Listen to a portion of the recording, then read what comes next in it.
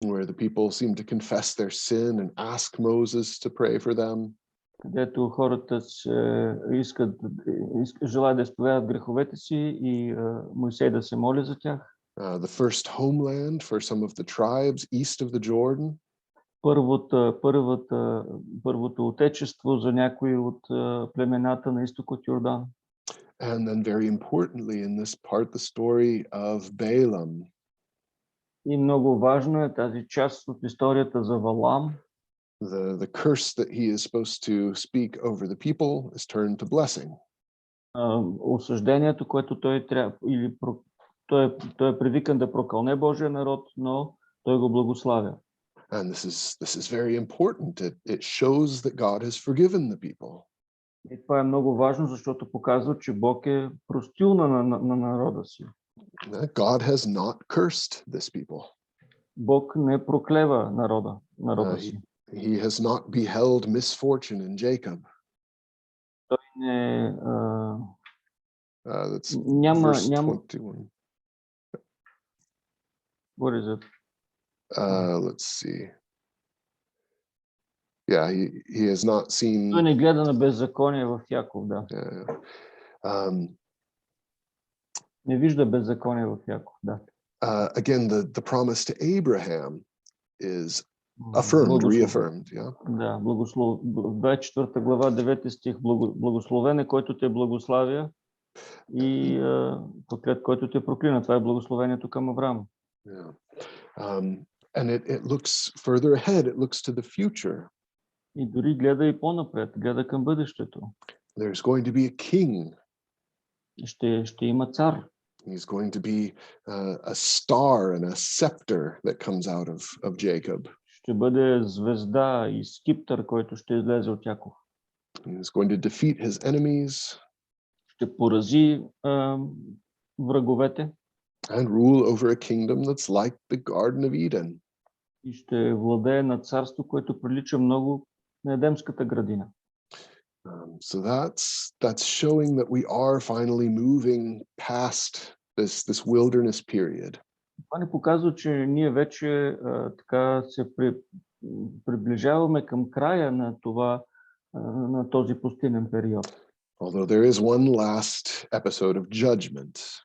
Въпреки че има още един последен епизод на осъждение. Israel brings a curse on itself with Baal Peor. По времето на Ваал Феор, евреите се въвличат в проклятие сами.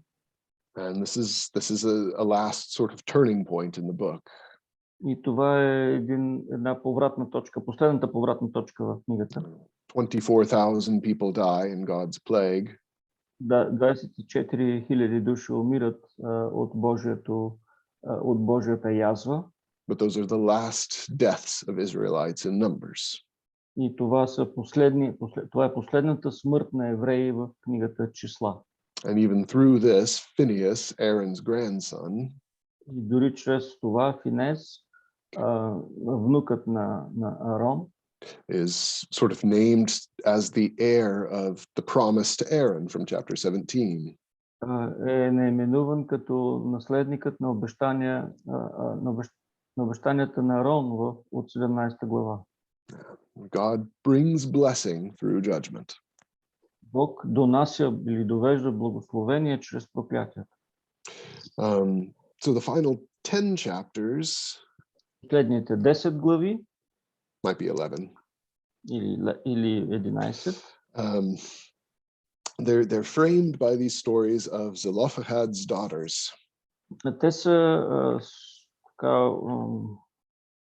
формирани около дъщерите на Салпалат ли беше това? Салпалат, да. Something like that. We have the new census.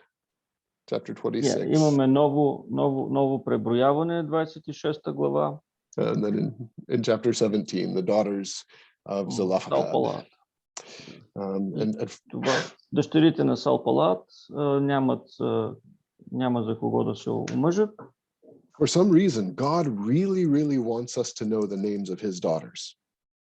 По някаква причина Бог иска да знае имената на всичките му дъщери на този палат. They are named at least 3 times. Повторени са поне 3 пъти. Machla, Noah, Hogla, Milcah, and Tirzah. Да. I don't know. You know them by heart. You know, after a while, you have to learn them. I don't know why this is so important to God, but one day we will find out. Не знам защо е важно толкова за Бога, за да ги споменава всичките. Не знам защо е важно. But one thing is you see they are part of the new generation and they want to make sure that they receive the inheritance. Но това, което виждаме, че те са част от новото поколение и те искат да са осигурени с наследство. That's really what the rest of this book is about. It's preparing to go into Canaan and finally receive that inheritance. И именно за това се занимава последната част от тази книга. В крайна сметка на влизането в Ханаан и осигуряването на това наследство. Overall, from Numbers, what we take away, the message. Посланието в обобщение от книгата Числа, това, което можем да вземем като заключение. God's law, even the miracles he does, do not change people from the heart. Божият закон, дори чудесата, които той върши, не променят сърцето, вътрешната част на човека. And the way forward into God's blessing will lead through death and resurrection. И пътят напред към Божиите благословения ще премине през смърт и възкресение. All right, so that leads us in, sets us up for Deuteronomy. Имам въпрос, ако може, към числа. Второзаконие сега, Живко, да. Да. Значи, единият ми въпрос е, практикували ли са Паската през тези 40 години в пустинята? Дали са практикували тези празници, които споменахме преди малко? И защо новото потомство не беше обрязано по време на когато е в пустинята? Do we know if they celebrated Passover and the rest of the fasts? Do we know if there is circumcision in the wilderness? Obviously, at least a large number of the people were not circumcised in the wilderness. That we get that in Joshua. Виждаме това от книгата Исус Навин, че повечето от хората не са обрязани в пустинята. And then there is the place in, I believe, Amos, the prophet Amos, where it sort of asks rhetorically, did you bring me offering sacrifice in the wilderness? Има един въпрос риторичен в книгата на пророк Амос, който Бог пита риторично, донасихте ли ми, принасихте ли ми приноси в пустинята? So it sounds like maybe, sacrifice and the festivals were not happening. По всяка вероятност, по всичко изглежда, че жертвоприношенията и празниците не са били отбелязвани в пустинята. We can't be too sure. Но не можем да бъдем 100% сигурни. But it doesn't look great. Но не изглежда много добре, ама. Те са нямали зърно, за да правят, да ползват тези празници. Това, което съм чувал, просто на мен не ми е ясно дали по време на пустинята е имало повечето периоди са били на път, а при обрязването, и то не е обрязвано само новото поколение, които са родили в пустинята. И обрязването ти трябва да стоиш на едно място, иначе кръвта не спира да тече. Но това не е особен довод, нали? Може би отношенията не са добре с Бога тогава. Благодаря. Моля. He some thought that maybe they were not okay with God, and that's why, and they didn't have any wheat to make a burnt sacrifice or whatever. That is true. Sacrifice. Yeah. So they were on the way, and if you circumcise yourself on the way, it's painful and that kind of reasoning. Да, истина е, казва той, вероятно. I think there's a good, that is probably right. Yeah, Deuteronomy in 10 minutes. Okay. In 10 minutes. Well, I am looking forward. It will be quick. Okay. Deuteronomy is really where we sort of see the final evaluation of who Moses is and what he means. Второзаконие, книгата, в която виждаме крайната преценка на това кой е Моисей и какво казва той, какво има предвид, когато говори. Right, he's the man of God, he's the servant of the Lord. Той е Божият човек, той е Божият служител. He's the prophet whom the Lord knew face to face. Той е пророкът, който Бог познава лице в лице. In some ways, he's the last of the patriarchs, like Abraham, Isaac, and Jacob. В известен смисъл той е последният от патриарсите, подобни на Авраам, Исак и Яков. He received the promise, but not the land itself. Той получава обещанието, но не и самата земя. Now, at the beginning of Moses' time as prophet, he's God's mouthpiece. He gives God's words. В началото на пророческата кариера на Моисей той предава Божиите думи вербално. Then he becomes an intercessor. He's speaking to God for the people. След това той се превръща в застъпник. Той говори от името на народа пред Бога. And now he is speaking to the people for God in his own words. А сега той говори на народа от името на Бога, но със свои думи. They are God's word. That's true. Те са Божии думи, да. Това е истина. But it's Moses' voice speaking. Но е гласът на Моисей, He който speaks in говори. the first person. И той говори в първо лице, единствено число. So Moses is now sort of fully authorized as God's prophet, as God's agent. И сега по всичко изглежда, че Моисей е напълно оторизиран, натоварен с служението да бъде пророк и посланник. So again, Moses is sort of seeing where the development of the image of God is supposed to go. Така Моисей може да предвиди докъде развитието на Божият образ може да достигне. Now, one of the best descriptions of Deuteronomy I have seen is that it is preached law. Едно от най-добрите определения на книгата Второзаконие, до което съм стигнал, е законът проповядван. It is a series of sermons or speeches. Това са серия от речи или от проповеди. But it is also structured around the covenant. Но те всички са структурирани около завета. You'll find this in the manuscript in more detail. В учебника ще го намерите по-детайлно. But these are parts of a covenant that are very typical for contracts and covenants in the whole ancient Near East. Но това са части от завета, които са много подобни на договорните взаимоотношения в древния Близък изток.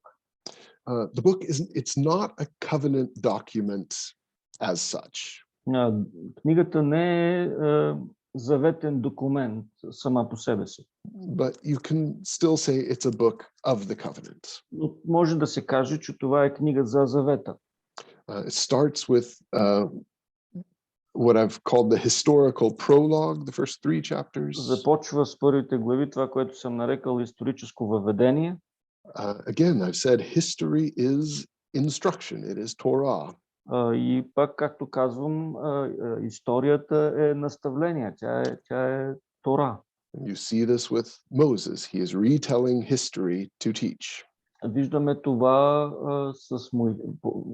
в случая с Моисей, той преповтаря историята, поучавайки народа. He's emphasizing that Israel, they are the same people, they are in the same covenant as their parents. Той набляга на това, че Израел сега със същия този заветен народ, какъвто са били техните предци. They need to learn from this history how to be the people of the kingdom. И те трябва да се получат от тази история как да бъдат народ на царството. The next section, chapters 4 through 11. Следващата глава следващата част от глави 4 до 11. These are the general stipulations or requirements. Това са основните изисквания на закона. And again, they describe the relationship of the people to their God. И отново те обясняват взаимоотношенията на народа с техния Бог. Israel is a son to God. Израил е син на Бога. He is a father to them. Той е техен баща. And the relationship, of course, of a father to son is summed up very well in the Shema.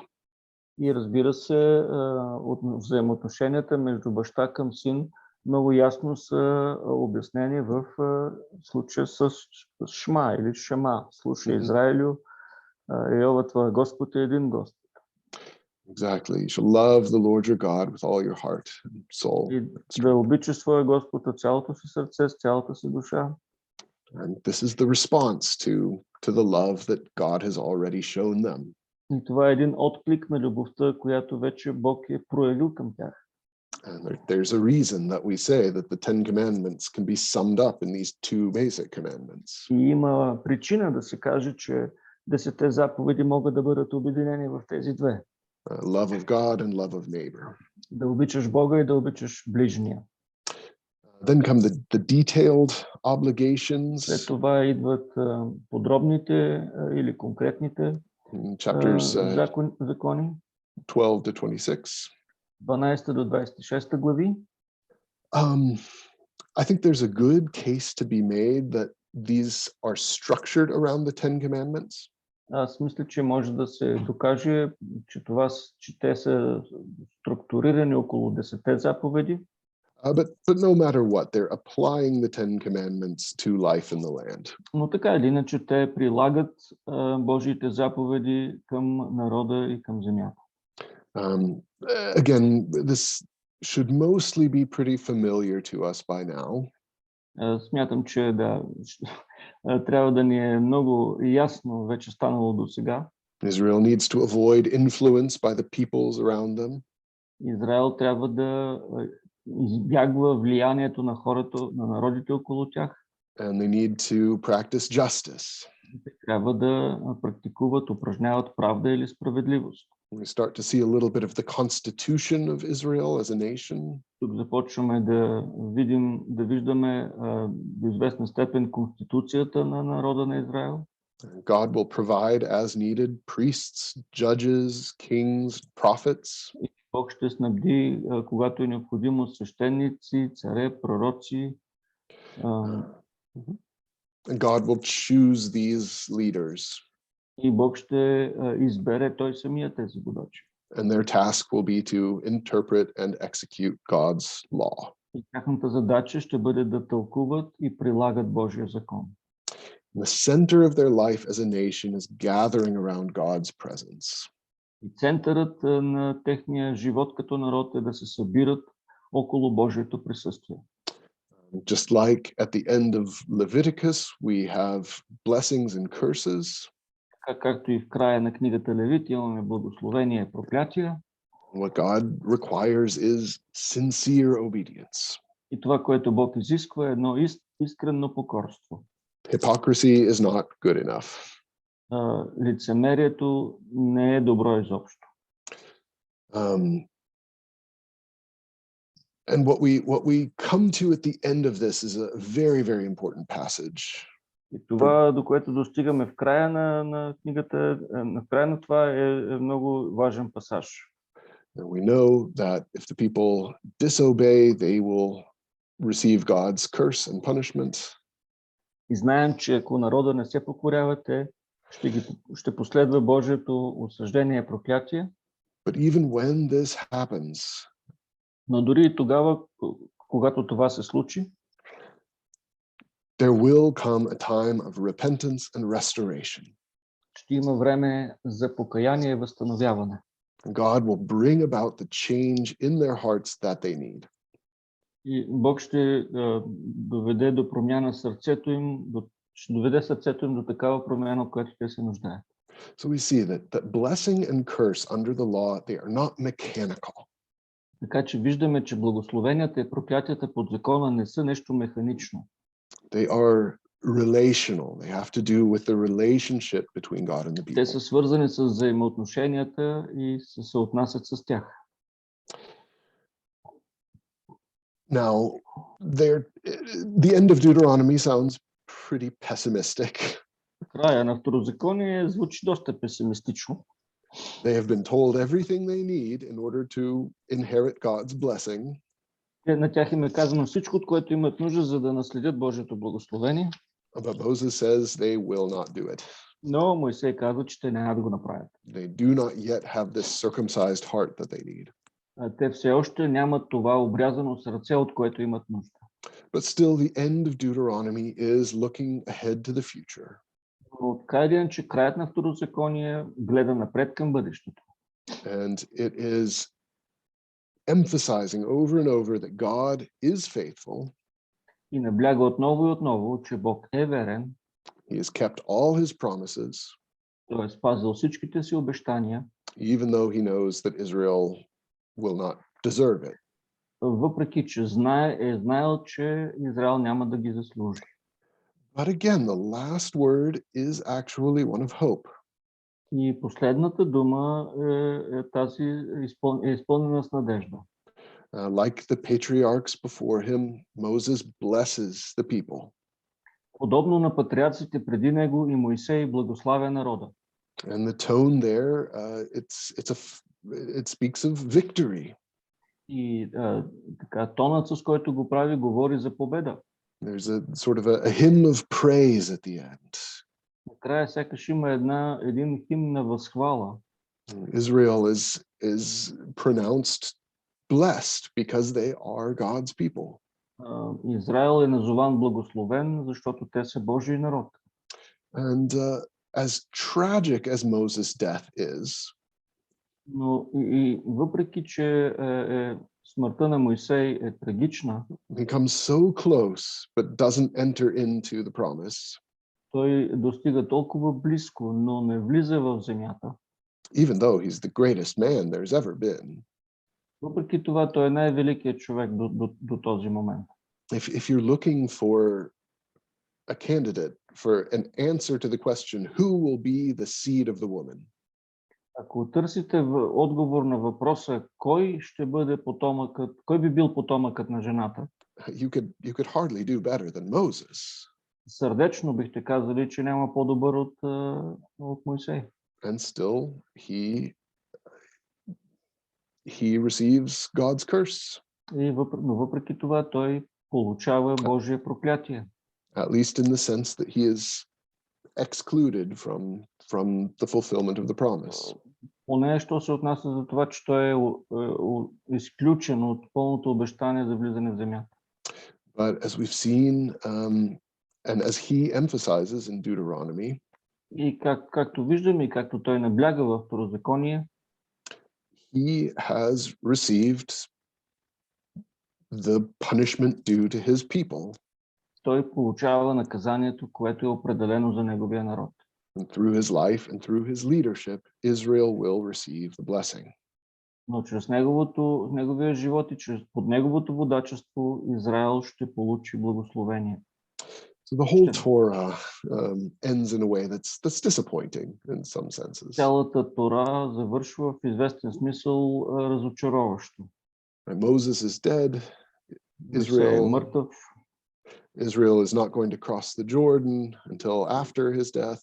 Израел няма да прекоси Йордан, докато той не умре. But we have seen over the course of the whole Pentateuch, но през цялото Петокнижие ние наблюдаваме, that God will never let the kingdom be lost forever. Че Бог няма да позволи неговото царство да бъде погубено завинаги. He has created a great people from Abraham. Той е създал велик народ от Авраам. He has promised them a land. Той им е обещал земя. And by the end of the Torah, they are about to receive it. И към края на Тората те почти вече ще я наследят. And through the law, he has established his rule over them. Чрез закона той е установил своето владичество. So all the ingredients of the kingdom, they're there. Всичките тези добавки, за да се представи царството, са на лице. We also know what God has committed himself to. Ние знаем вече на какво се е посветил Бог. But the promises to Abraham have to be fulfilled. Че обещанията към Авраам трябва да бъдат изпълнени. Abraham's seed or offspring must be victorious. Авраамовия потомък трябва да бъде победен. The seed must bring blessing to all the earth. Потомството трябва да донесе благословение на цялата земя. We know that Judah must become a royal tribe. Знаем, че Юда трябва да стане царско племе. And we know that even after the law brings the curse on a disobedient people, и знаем, че въпреки че закона носи със себе си проклятие към непокорните, God will someday somehow make them into a righteous people. Бог един ден по някакъв начин ще ги направи праведен народ. For his kingdom. Или ще ги направи свое царство. All right. According to my clock, 7 minutes over time. Според моя часовник пресрочихме с 7 минути. But, you know, pretty close. До, сравнително близко. Any last questions? I know that was the flyby of a lot. Знам, че това беше така един прелет върху Тората, но все пак някакви последни въпроси, някакъв последен въпрос, ако имате.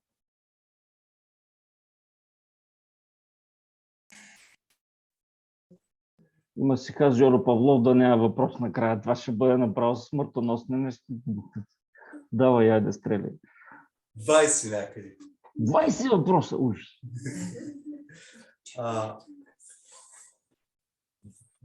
Влизането в Ханаан може ли да се възприема като връщане в Едем? Could we say that entering Canaan is somehow returning back to Eden? I think, yeah, I think symbolically that's going to be true. Мисля, че символично, да, можем да го съотнесем към това. Now, again, nothing in the Bible is just repeating what happened before. Разбира се, трябва да имаме предвид, че нищо в Библията не се повтаря по начина, по който е било преди. Right? It's always developing what came before.